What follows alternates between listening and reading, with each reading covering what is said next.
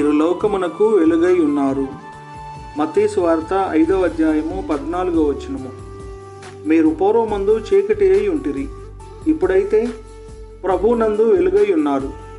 వెలుగు ఫలము సమస్త విధములైన మంచితనము, నీతి, సత్యమును వాటిలో కనబడుచున్నది. గనుక ప్రభువుకేది ప్రీతికరమైనదో దానిని పరీక్షించుచు వెలుగు సంబంధుల వలె నడుచుకొనుడి. నిష్ఫలమైన అంధకార క్రియలలో పాలువారై ఉండక వాటిని ఖండించుడి. ఏలయనగా అట్టి క్రియలు చేయువారు రహస్యమందు జరిగించు పనులను గూర్చి మాట్లాడుట అయినను అవమానకరమై ఉన్నది.